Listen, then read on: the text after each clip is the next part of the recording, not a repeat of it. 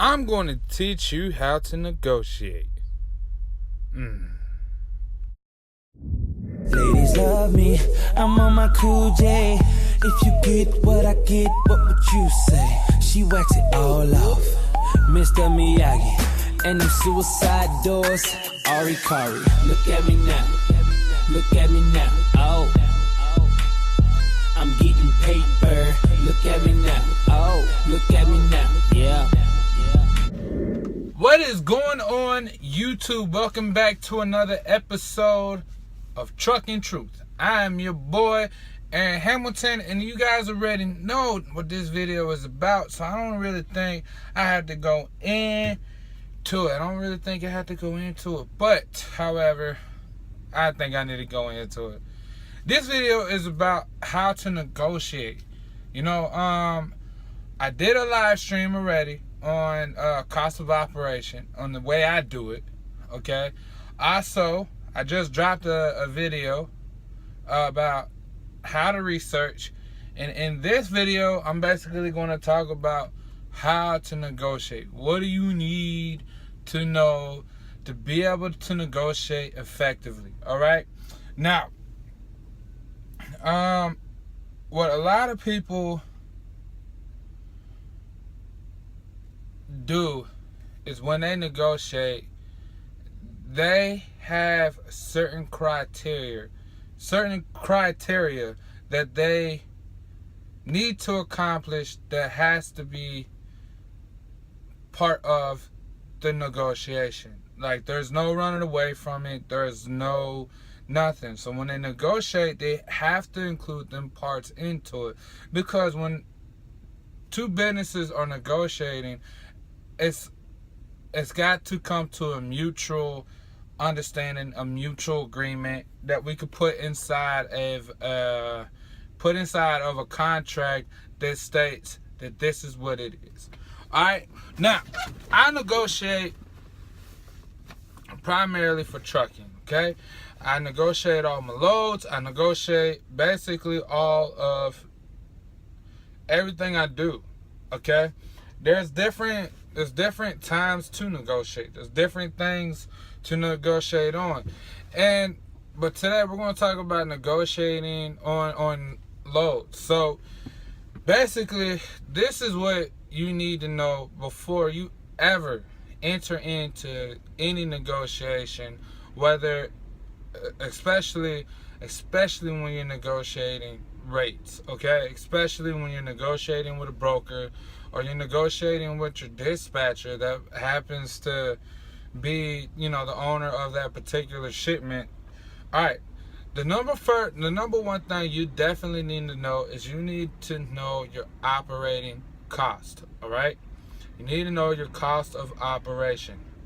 All right, now in my video that I just did on how I do it, I broke my cost of operation down. Basically, that I needed to make $420 a day in order to move my truck, in order to be able to pull the load, in order to move $420 a day.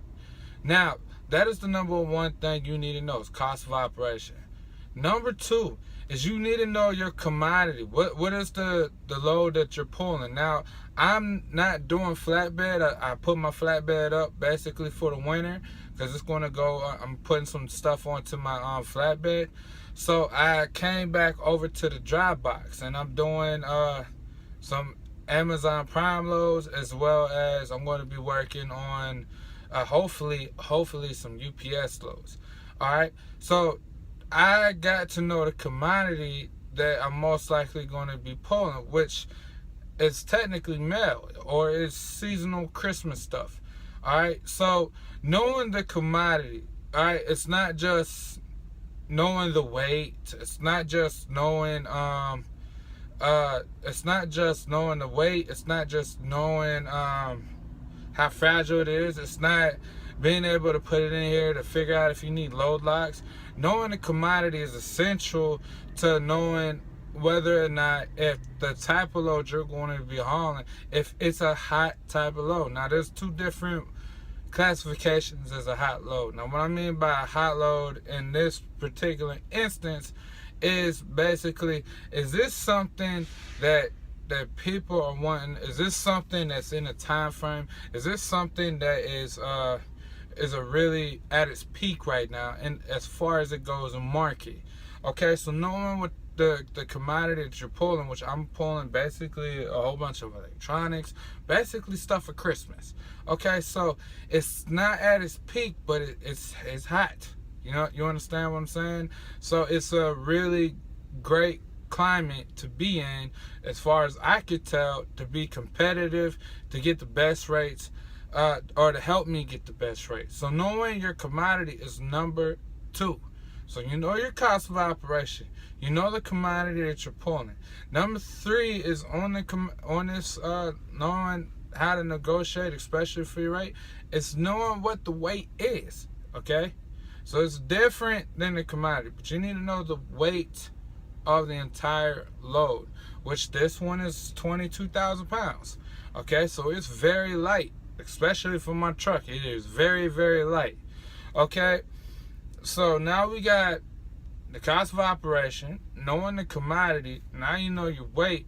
Now number 4 is you need to know how many miles is in, how many miles are you looking at altogether. Now, ain't no broker that I know of is going to basically count empty miles in with your loaded miles to give you a rate based upon that. Most brokers are going to give you loaded miles, so they're only going to give you the miles of where the load is picking up to where the load is being delivered to. Okay, now you being the owner operator or the business owner that you are, you need to factor in the deadhead miles and all total miles. So you need to know the miles. Okay, now this is a huge misunderstanding I see a lot from owner operators. In fact, I just got off the phone today with a good friend of mine that brought up a point that he didn't know, but I'm going to basically do another video about this particular word, lanes. You need to know what lane you're going to be traveling in. All right, so the lanes, and the lanes is very important, but it's so important that I'm going to have to make another video explaining lanes and going more in depth in lanes and how to understand lanes and stuff like that. So you need to understand lanes. You know what I'm saying? You need to understand the lane you're going to be traveling in. All of that right there. You need to know all of that. If you come to a negotiating table without knowing any of those key ingredients right there, knowing any of those key ingredients right there, you will not be able to negotiate effectively. And the fact is, when you don't know just those ingredients, the brokers can also tell. So when you're a business owner and you're booking and choosing your own loads, if you don't know those key ingredients, the brokers are going to be able to basically tell that you're a rookie, and they're going to try to take advantage of that part. That's why it's very essential for you to know those key things. Now, those are just the basics. Now, to get into the professionalism, the professional part of this, to become a professional negotiator, to get more bang for your work. All right, the next thing you need to know, besides all of those, okay, is you need to know what you're willing to work for. Okay, yep, I need $420 a day, but I also, look, I gotta do this and this for this particular load. Going through this lane, I'm putting on miles or whatever. You gotta know your average. HT said it best. You gotta know your average. I say you need to know what you're willing to work for, and by saying it in two different ways, it means the same thing. I try to average basically $2.50 on all miles or better. Okay, on all miles, whether it's short hops or whether it's long haul. $2.50 a mile is what I want to average. That's my goal, to average that or higher. Okay, now every business, whether it's fast food or it's a truck stop or whatever, they have certain goals that they try to reach. They have daily goals as far as how much revenue that they want to sit here and pump out a day. They also have what do you call it? Weekly goals, monthly goals, quarterly goals, and yearly goals as far as it comes to numbers. So for you as a business owner, adapting to or adopting a goal is also going to help you and benefit you when approaching the negotiation table. All right, so it's my goal to make sure I'm moving on an average $2.50 a mile or better for each week. Okay, now is that stating what I'm willing to work for, the cheapest I'm willing to go? I am willing to go as cheap as $1.50 a mile. Okay, but it's only in certain circumstances. Okay, that is as low as I will go is $1.50 a mile, and that's only in certain circumstances. So I might be in an area where the market or the load to the truck ratio is not really in my favor. Okay, where I just have to take something that pays me anywhere between $1.30 to $1.50. Hopefully $1.50. That's the lowest I'm willing to go is $1.50. All right, to be able to get me back into a market where I can get better freight. Okay, or a better paying loads. Okay, and again, I want to get into all of that in another video talking about lanes. Okay, but knowing what you're willing to work for and what you're trying to average as a business, so that way you have your personal goal, also is going to help you in the negotiating table. All right, so you know your cost of operation.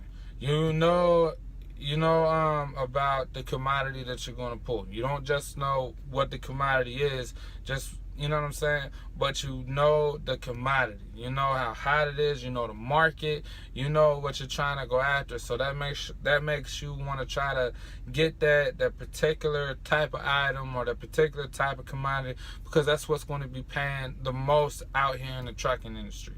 All right. Also, you're going to know the weight, and you're going to know the miles, and you're going to know the lane.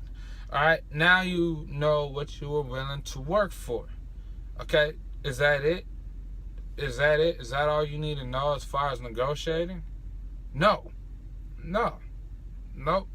But those are the basic and basically a little bit of the professional ways to be able to negotiate.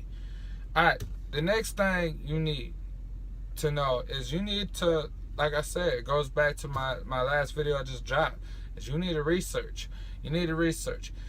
Every Wednesday I get on Google, I type in DAT trend lines. Okay, DAT trend lines on Google. Now, because I got a drive-in now instead of flatbed, I look at it different.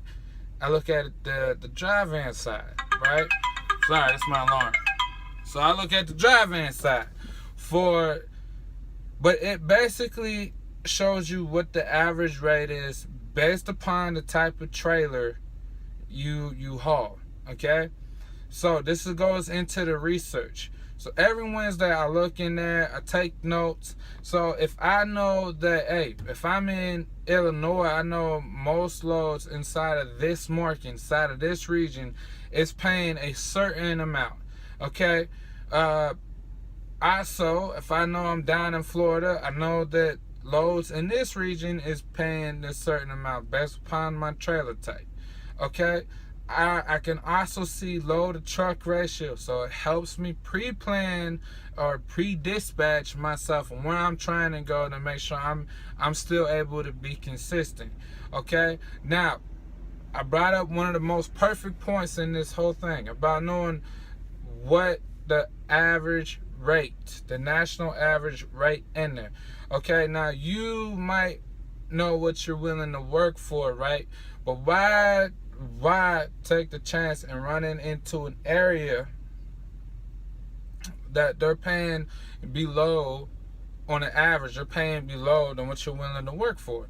So why not try to go to an area that's paying right at that market rate or above it? Okay. Now, for some people, hey, it depends on the way they run. That some people are like me. They don't like the East Coast. They try to stay the hell away from the East Coast. Hey, just because I got a drive in, I don't like the East Coast. I don't plan on going if I don't have to. And I just still want to stay in the Midwest and down south, because no matter what trailer you have so far, from what I've seen, you stay most consistent Midwest and down south to back up. Right? So knowing what the rate market is, it allows you to be able to negotiate better, because now you're getting a full glimpse of like what the market is looking like, what the average market is looking like, as far as what brokers are paying carriers to haul a particular load. And it's updated every Wednesday.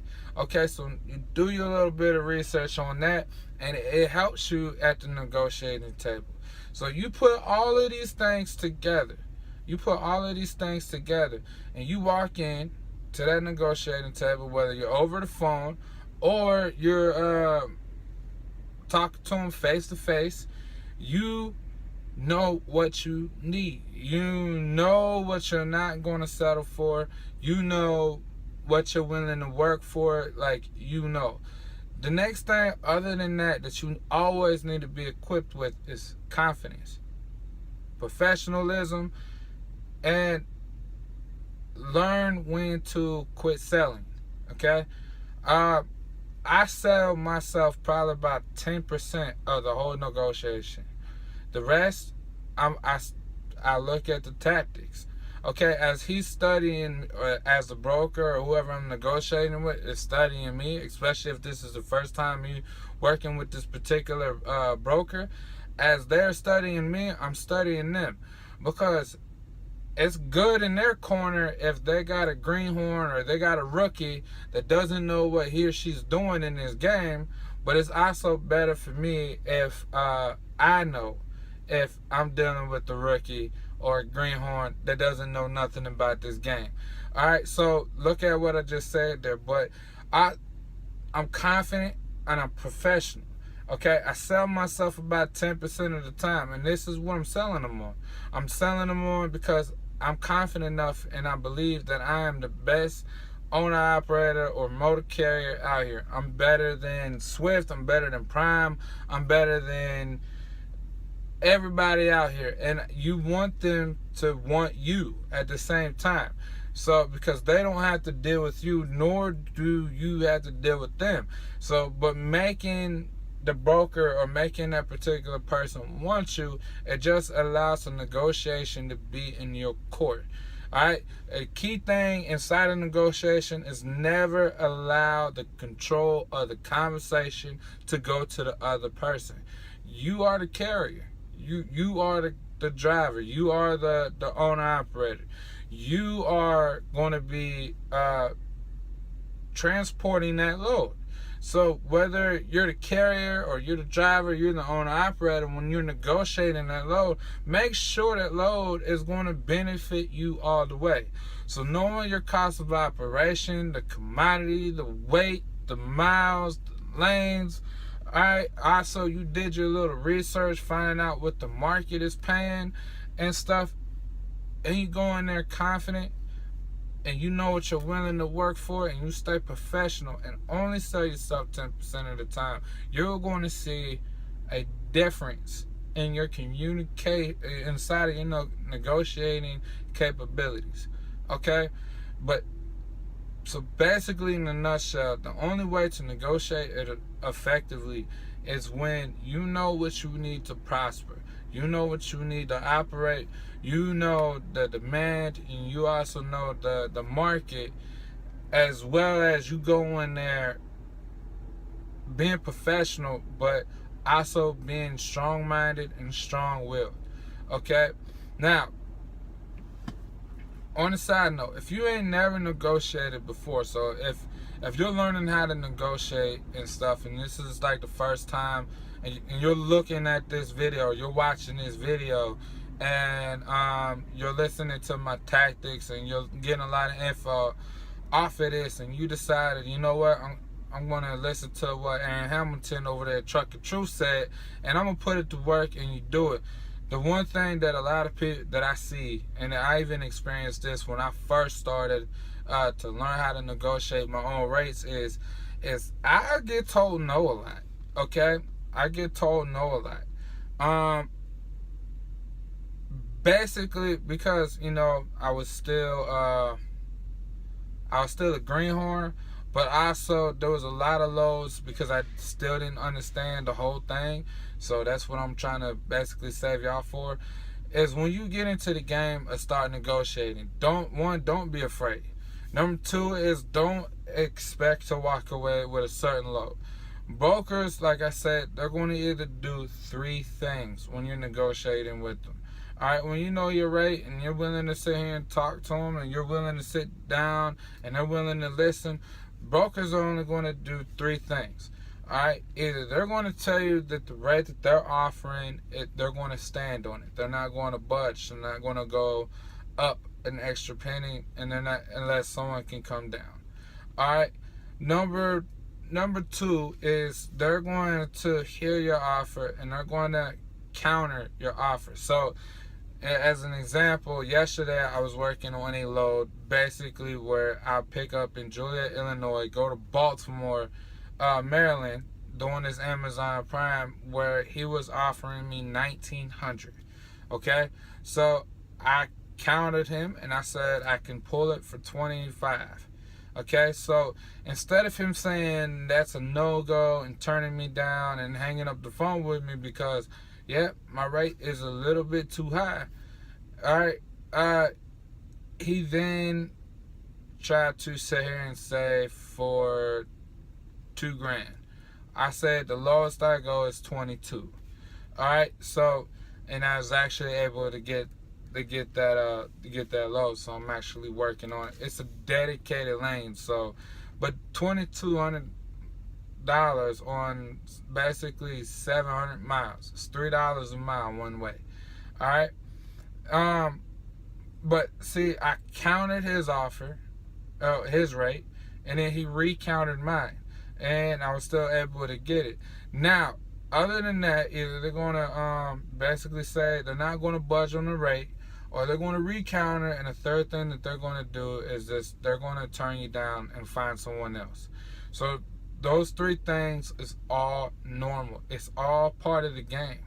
Okay? It depends on who you're dealing with. It depends on, again, it depends on who you're dealing with.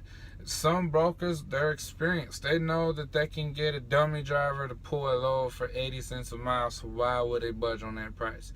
So if they know that they can get that load pulled for a particular price, sometimes it's just a part of business. But it's up to you to continue to keep pushing and keep finding. And the thing about negotiating is always stay confident. Do not give up. All right? And do not lose your control or your bearing over the conversation. So hopefully you guys find this video very informational as well as entertaining. I know I'm kind of boring on this one and it's nighttime, but this is basically the keys to negotiating. So if you guys happen to like what I'm sitting here and saying, and you like the content that I'm putting in this video, and you like the information I'm giving, hit the like button. Alright, if you don't like it and you feel like I could have done better, hit the the thumbs down button. And then, hey, either or, if you want to get some feedback, definitely hit me up in the comments. I try to respond to all of them. Every comment that happens, that comes my way, that gets posted on my video. If you feel like some other people can sit in here and benefit from this content or from this video, hit the share button. All right, because you're just sharing out information. And if you happen to be a first-time viewer, first-time ever to this channel, and you like the content that I'm giving you, hey, hit subscribe. Okay, also at the same time, if you really like the content and you really want to continue to learn and grow with me, hit the notification bell on the side so that way you'll be notified every time I go live or every time I drop a video just like this one. But it is a pretty beautiful night tonight, man, and I still got some more driving left to do. So I don't care if you guys heard it over there. I don't care if y'all heard it over there. Because over here, I'm only going to give y'all the mother trucking truth. Nothing more, nothing less. But I got to get back to work.